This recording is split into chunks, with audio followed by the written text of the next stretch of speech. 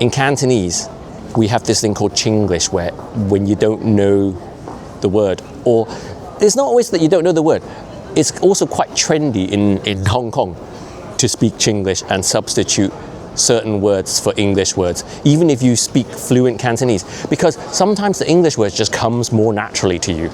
For example, a word like framework or something. So we just say framework. So the key to Chinglish is that you use the Chinglish words when you need to, but you say them in a Cantonese accent using Cantonese tones, like Uncle Roger basically. You put on an Uncle Roger accent, or like my Cantonese uncle voice that I do, where you speak in English but you use Cantonese tone and Cantonese accent, like this.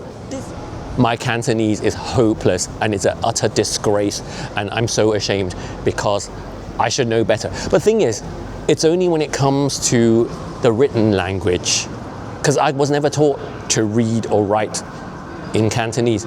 I just spoke it, and it's not my fault, right? I've explained this before, but I'll explain it again for those of you who haven't heard my story. I was born in Hong Kong, but we left Hong Kong when I was 3. So I didn't have time to learn the language by then. I only knew the very, very basics. It's improved a lot actually over the last year since I've been engaging with Cantonese content on social media, and I've also been engaging with Cantonese people, and I've learned a lot that way. And yeah, so it's coming back to me, but I never had any formal Cantonese lessons. Now I'm in Covent Garden now, like the edge of Covent Garden. This street here is High Holborn, and if we go down there, we enter Covent Garden. So let's go that way now, because actually I said I was going to go to Soho, because I was going to go have coffee in Soho, but maybe I'll have coffee in Covent Garden instead, because I love Covent Garden. Covent Garden is actually just literally next to Soho. But, oh yeah, I was saying, right, I never learned Cantonese because my parents didn't even want me to.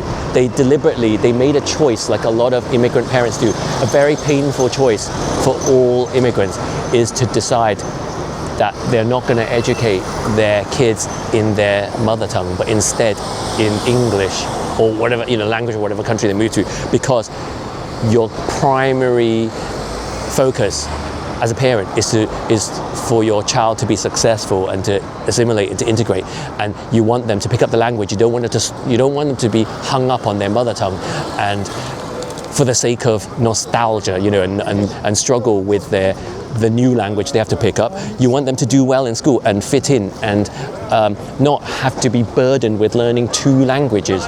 And so that's the choice that my parents made, and it's a difficult choice because you lose a part of your culture from not knowing your language, but you've got to make that choice. I had friends whose parents insisted that they go to Chinese school, so they learn Chinese as well as English and French and whatever other subjects they had to learn at school, and it actually hampered their education, and a lot of them were miserable. They felt that they were being pushed too hard, they were overworked, they didn't have proper weekends, they had so much homework, they had way more homework than anyone else because they had the Chinese language homework as well, and it made them actually resent Chinese. So it kind of backfired on them because their parents put them in Chinese school to help keep that part of their culture alive, but they ended up resenting it because it held them back, and they felt like they weren't able to just live a normal life like all their friends who didn't have to do extra schooling on top of the schooling they already had. So, but when I see these people now, I'm envious of them because they can speak perfect Cantonese, they can read and write, and I can't, and I feel that I'm the loser here because I can't, and it's a very, very difficult choice for all parents, because either way you feel guilty. If you're forcing your child to learn your native language, are you like overburdening their poor little brain? But if you don't teach them, are you being a bad Chinese person? And are you part of the reason why our culture is eventually gonna disappear? I mean, I don't think it will, but like a lot of people say that Cantonese is at risk of disappearing because, you know what, I'm not even going to enter that subject right now because it's so political. That's a subject for a whole other video, and it is a subject that I've talked about in previous videos. So if you're interested in, actually no, I didn't. I made TikToks about it, but I don't think I made a YouTube video on this subject. So maybe I will. I'll make a mental note to revisit this subject. Anyway, as I was saying, oh, that's a nice. Doesn't that look nice behind me? It looks like, doesn't that look like we're in New York? But no, this is Covent Garden. Because actually London and New York look very similar. A lot of time you're walking down a street in London and you feel like you could be in New York and vice versa. But yeah, as I was saying, in Cantonese, we have this thing called Chinglish where when you don't know the word, or it's not always that you don't know the word, it's also quite trendy in Hong Kong to speak Chinglish and substitute certain words for English words, even if you speak fluent Cantonese, because sometimes the English word just comes more naturally to you. Like, especially if it's a really technical word that you use in, like, say, your place of business, but it's not a word that's really widely used in Cantonese, then you just use the English one. For example, a word like framework or something. Like, we don't really talk about stuff like framework in Cantonese. I know there is a word for it, but a lot of Cantonese speakers don't even know what the word is. So we just say framework. So the key to Chinglish is that you use the Chinglish words when you need to, but you say them in a Cantonese accent using Cantonese tones, like Uncle Roger, basically. You put on an Uncle Roger accent, or like my Cantonese uncle voice that I do, where you speak in English, but you use Cantonese tone and Cantonese accent. Like this. When you speak Chinglish, you insert the English word in place of the Chinese word, but you say in this accent. So I'm gonna do it now. I'm gonna from here on I'm gonna speak Cantonese, but Chinglish. Okay, 嗱，我哋而家喺 Covent Garden.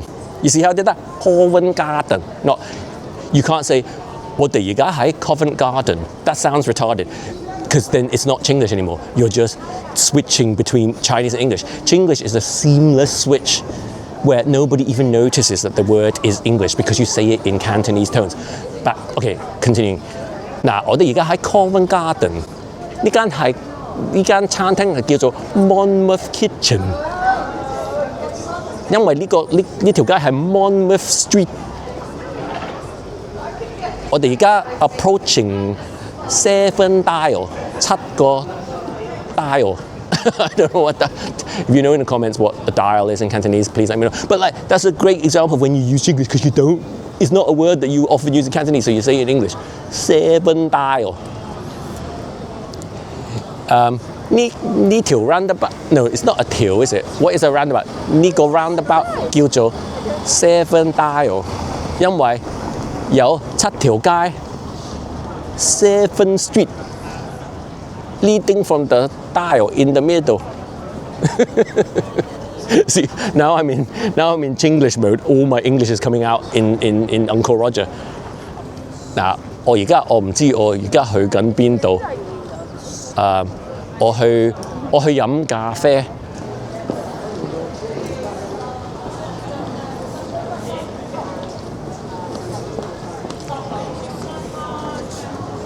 Okay, so now I've reached, what is this street called again? I forgot. Oh, Long Acre. And if you head straight down that way for a couple of blocks, you'll get to Chinatown, my home away from home.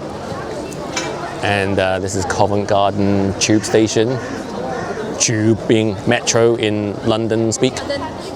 And straight down there is the main square in Covent Garden called the Piazza, because it's kind of like an Italian style square.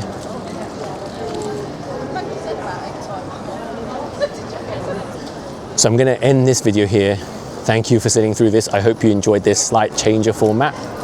And I hope you felt like you'd come on this walk with me, because that was what I was trying to achieve. And do let me have your comments, and please give this video a like.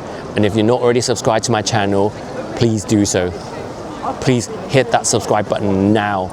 And I'll see you next time. Enjoy your day or evening.